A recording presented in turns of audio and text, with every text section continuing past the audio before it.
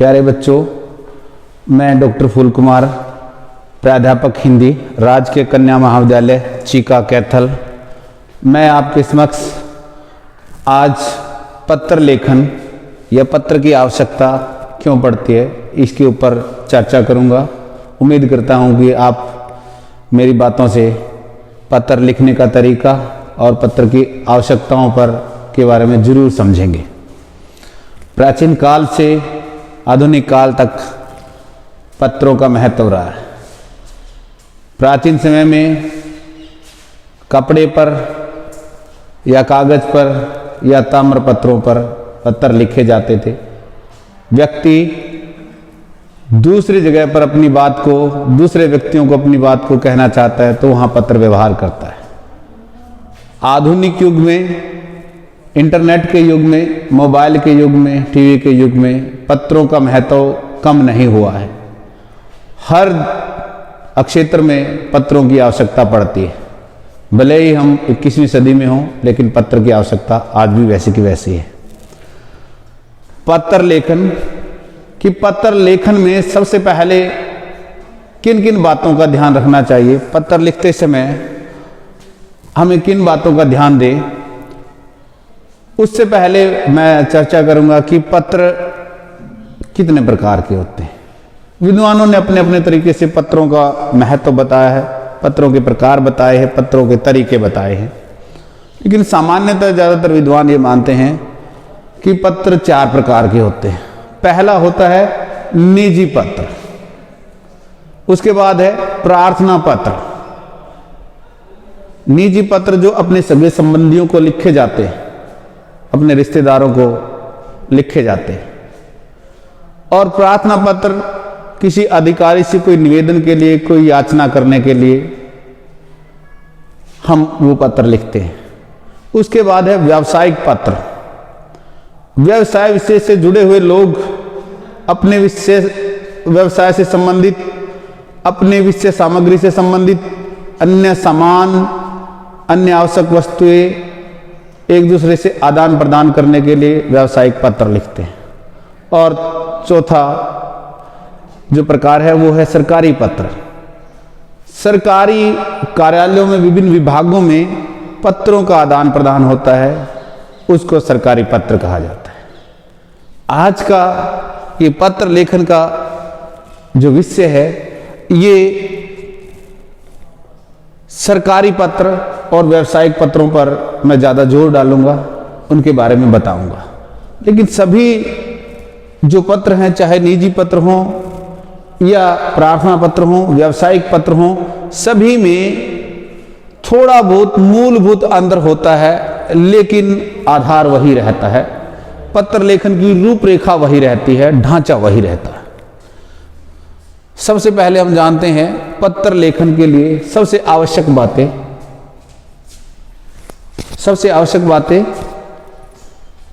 सबसे पहले है कि सरल व स्पष्ट भाषा।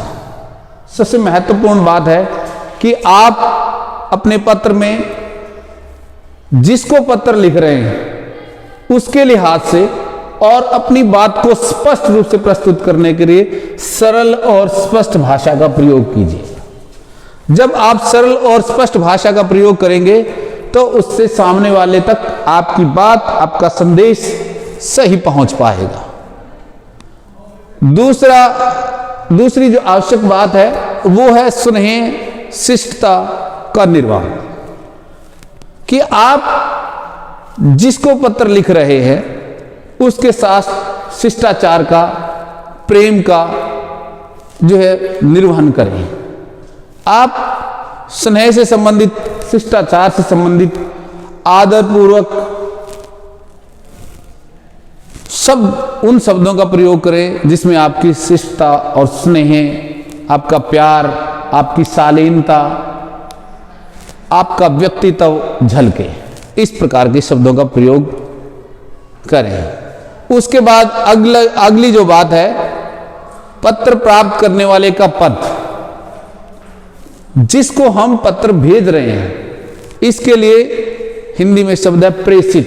जिस व्यक्ति को हम पत्र प्रेषित कर रहे हैं, पत्र भेज रहे हैं, उसकी योग्यता, उसके साथ संबंध, उसके स्तर, उसकी आयु, उन सब चीजों का हम ध्यान रखेंगे कि उसकी पद, योग्यता इत्यादि के अनुसार उसको वो मान सम्मान अपनी भाषा में, अपने स्नेह में, अपनी शिष्टता में सब उसको वो चीजें देंगे, तभी आपका पत्र जो है अच्छा कहलाएगा।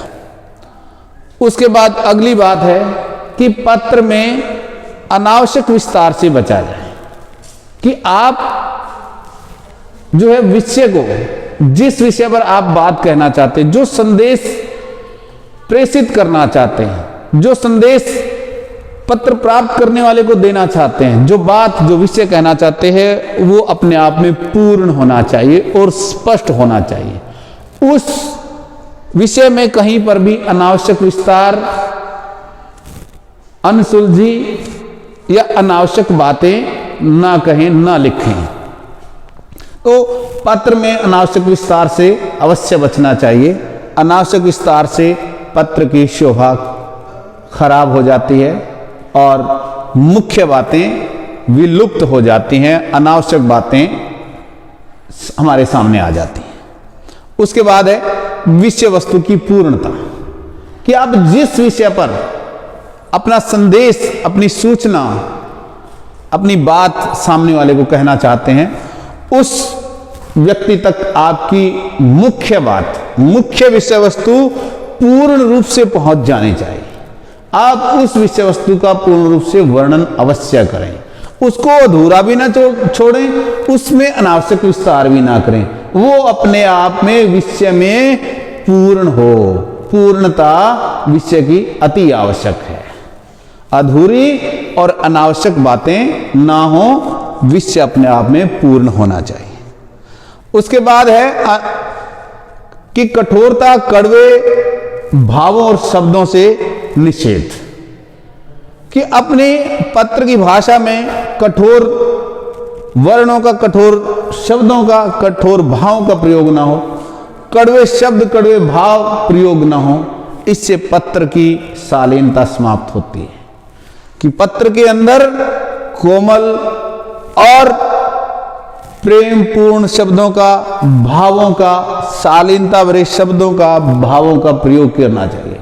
शालीनता की भाषा, शालीनता ही पत्र लेखन की जो है महत्वपूर्ण आधार लेकर हम चले, तभी पत्र जो है एक सुंदरता को प्राप्त कर पाएगा। और पत्र जिसको हम लिखना चाह रहे हैं, जिसको हम प्रेषित करना चाह रहे हैं, उस तक आपकी बात, आपका विषय पूर्ण रूप से पहुंच पाएगा, वो आपकी बात को समझ पाएगा, तभी पत्र लिखने का उद्देश्य पूर्ण हो पाएगा।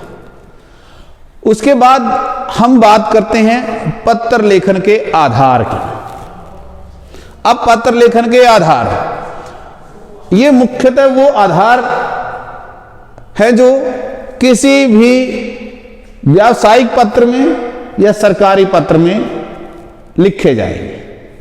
अब सबसे पहले कि मान लीजिए हम कोई सरकारी पत्र लिखना चाहते हैं, तो सरकारी पत्र लिखना चाहते हैं या कोई व्यावसायिक पत्र लिखना चाहते हैं, दोनों को साथ लेकर चलते हैं। अब सबसे पहले ऊपर की पंक्ति में सरकारी विभागों में या निजी संस्थानों में, निजी समितियों में, निजी कंपनियों में, सभी में अपने लेटर हेड का प्रयोग किया जाता है। उनमें कार्यालय का पूरा पता होता है। अन्यथा अगर आप पेपर के लिहाज से, पेपर में पूरी तरह से आपका सवाल दिया हुआ है कि किस मंत्रालय को, किस संस्थान को, किस संस्था को पत्र लिखना है, तो आप उसके हिसाब से उसके कार्यालय का पूरा पता लिखेंगे। ये कागज के ऊपरी सिरे पर, जो आपकी सीट है, जो आपका कागज है, ऊपरी सिरे पर जो है उसको लिखा जाएगा कार्यालय का पूरा पता। वो किसी संस्थान का भी पता हो सकता है, वो किसी मंत्रालय का पता हो सकता है, वो किसी संस्था का पता हो सकता है, वो किसी समिति का पता हो सकता है, वो किसी विभाग का या किसी भी जो है अन्य संस्थान का पता हो सकता है। और उसको लिखा जाएगा सबसे पहले ऊपरी छोर में, और उसके बाद बिल्कुल उसके निचली पंक्ति में उल्टे हाथ की ओर, जिसको हम अंग्रेजी में लेफ्ट हैंड कहते हैं, लेफ्ट हैंड की ओर, जिसको अंग्रेजी में डायरी नंबर कहा जाता है, हिंदी में यादी क्रमांक संख्या कहा जाता है। किसी भी सरकारी विभाग या किसी भी निजी संस्थान में डायरी नंबर के बिना, क्रमांक संख्या के बिना पत्र अधूरा माना जाएगा, पत्र असत्य माना जाएगा। तो उल्टे हाथ की ओर कागज के हम लिखेंगे, उसके बाद दिनांक, तारीख, अंग्रेजी में इसे डेट कहते हैं, वो डेट लिखी जाएगी। क्योंकि जब तक डायरी नंबर लगेगा तो वहां दिनों के साथ, तारीख के साथ डायरी नंबर बदलते रहते, तो इसलिए तारीख भी बदली जाएगी कि जिस तारीख को, जिस दिनांक को पत्र लिखा जा रहा है वो राइट हैंड की ओर, यानी कि आपके राइट हैंड की ओर लिखा जाएगा, तो वो दिनांक होगा बिल्कुल उसी पंक्ति में जहां यादी क्रमांक संख्या लिखा है। उसके बाद अगर ये दोनों चीजें, इनमें से कोई एक चीज छूट जाती है, क्रमांक संख्या अगर छूट जाती है तो भी पत्र की सत्यता नहीं मानी जाएगी, अगर दिनांक छूट गया तो भी पत्र की सत्यता नहीं मानी जाएगी, क्योंकि इन दोनों में गड़बड़ होने का जो है गुंजाइश रहती है, अगर दोनों में से एक भी अगर छूट गई है तो। उसके बाद तीसरे पॉइंट पे आते हैं। तीसरा है प्रेषक का नाम व पद, कि जो पत्र भेजने वाला है, जो पत्र को भेज रहा है, उसका नाम और पद लिखा जाएगा। कि मान लीजिए हमारे महाविद्यालय की ओर से अगर पत्र जाएगा तो लिखा जाएगा प्राचार्य राजकीय कन्या महाविद्यालय चीका कैथल, ये होगा। और उसके बाद चौथा पॉइंट आएगा, वो है प्राप्तकर्ता या प्रेषित। हम किसको प्रेषित करते हैं, किसको पत्र भेजा जा रहा है, उसका नाम आएगा। कि यहां मान लीजिए कि हम कुलपति महोदय को पत्र लिख रहे हैं, तो यहां पर प्राप्तकर्ता का पद और नाम कैसे आएगा कि कुलपति कुरुक्षेत्र विश्वविद्यालय कुरुक्षेत्र हरियाणा। ये प्राप्तकर्ता या प्रेषित का नाम व पद, ये पॉइंट यहां पर क्लियर हो जाता है। उसके बाद है विषय का संक्षिप्त उल्लेख,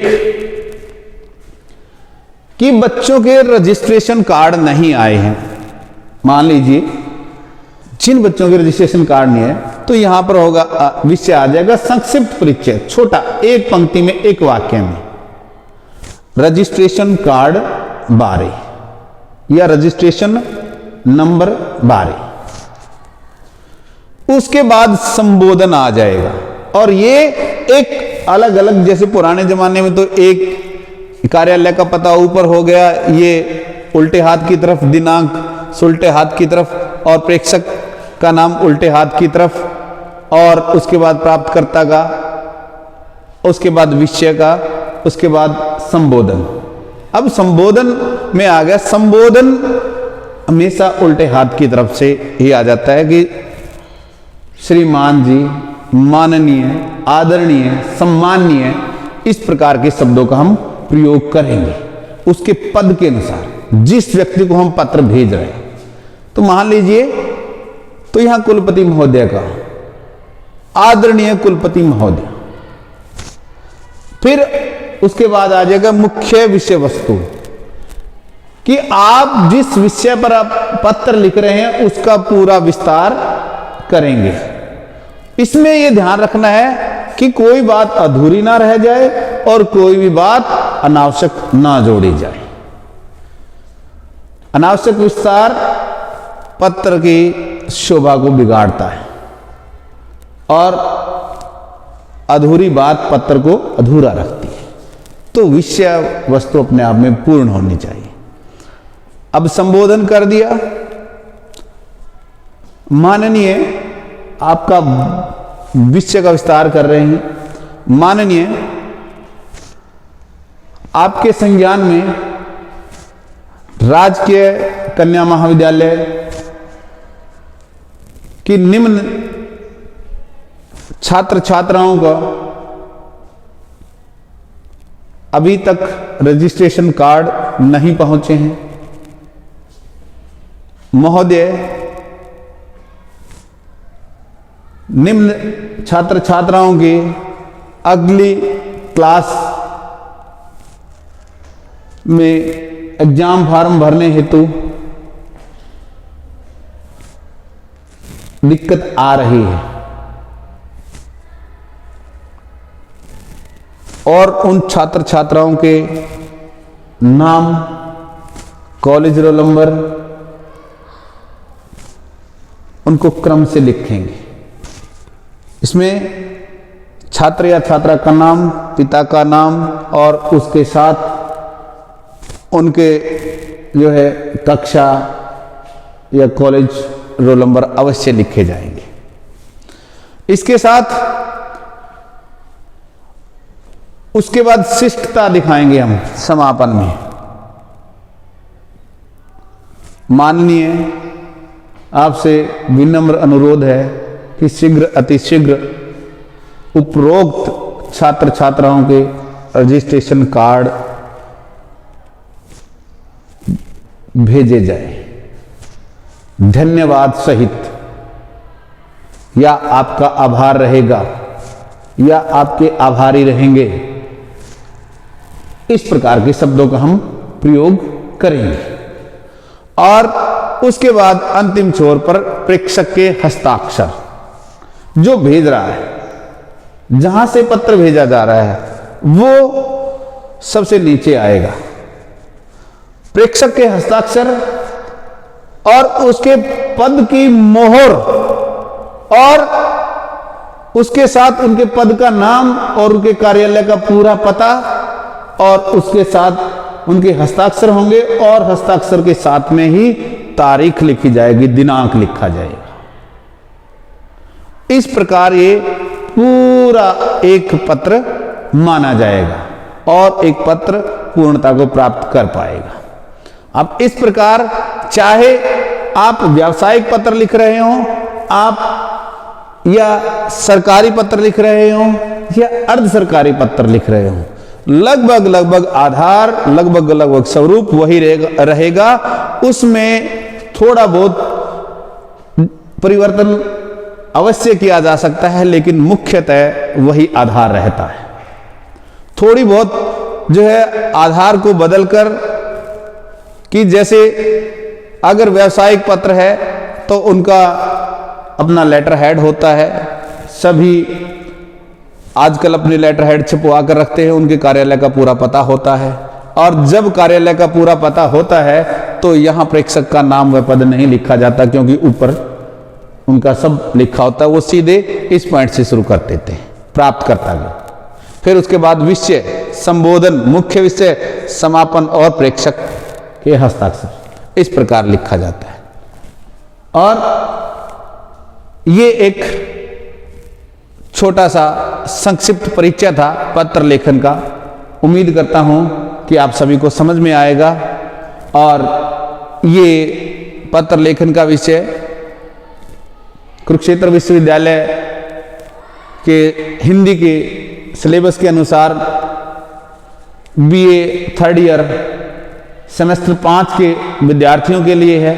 इसके अलावा भी मास कम्युनिकेशन के या अन्य क्षेत्रों के, अन्य विषयों के विद्यार्थी भी इस छोटे से व्याख्यान से लाभ उठा सकते हैं और पत्र लिखने का एक तरीका, एक स्वरूप, एक आधार आप देख सकते हैं। धन्यवाद।